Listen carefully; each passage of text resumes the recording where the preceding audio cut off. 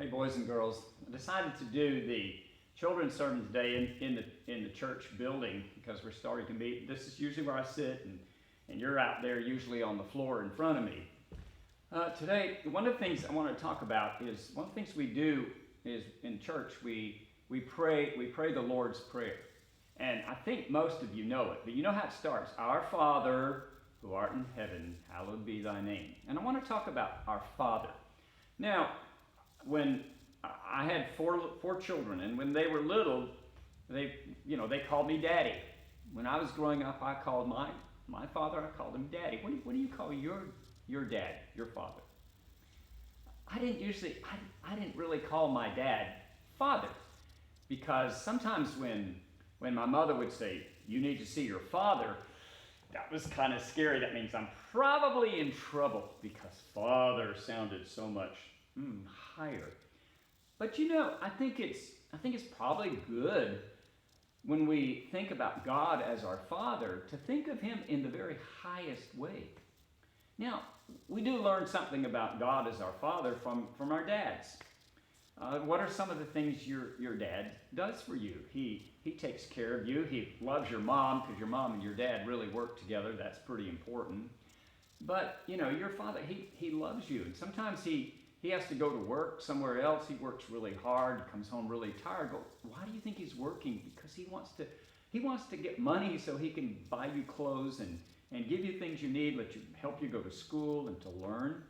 And sometimes the things that our dads do for us, sometimes we don't really notice. We don't really like everything they do for us. Like, I remember when I was 4 years old, my dad was teaching me to ride a bicycle, a two-wheeler without training wheels. And he would start me off and kind of launch me. I thought, "Whoa, this is great, I'm riding," and crash.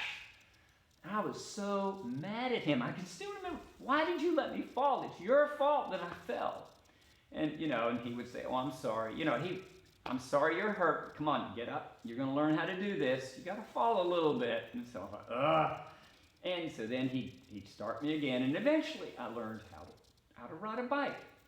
And there are other things that he taught me, and it wasn't always easy. Sometimes it hurt a little bit, but he wanted me to learn, and I want to learn. I'm so glad now. Another thing our fathers do for us is sometimes they discipline us. Now, that's no fun when you're getting in trouble. But if they don't discipline you, your life will be messed up because you won't know right from wrong.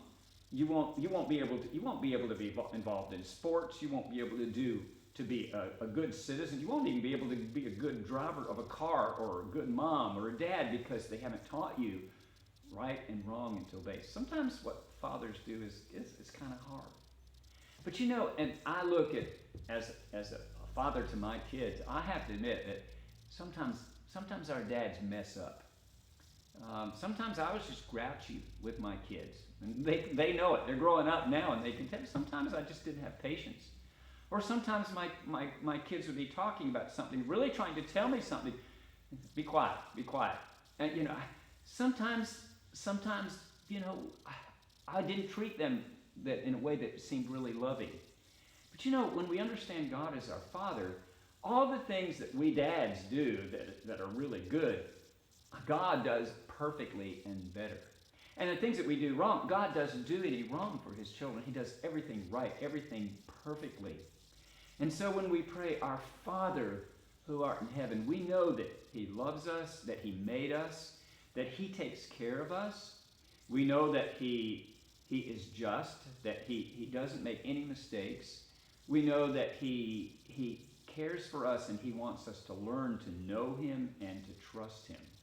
So I hope that you'll think about how God is a father to us. But when you go home today, maybe it'd be a good idea to tell your dad and your mom too. It's not just fathers and mothers together. But go home and thank your dad and thank your mom. Say, thank you for feeding me. Thank you for changing my diapers when I was a baby. That was no fun.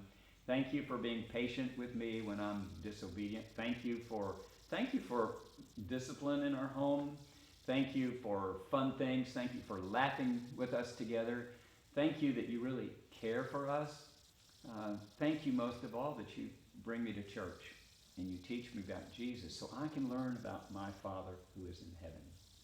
So as you work on learning the Lord's Prayer, our Father in heaven, just realize that as you pray that your Father in heaven is wonderful and he loves his children.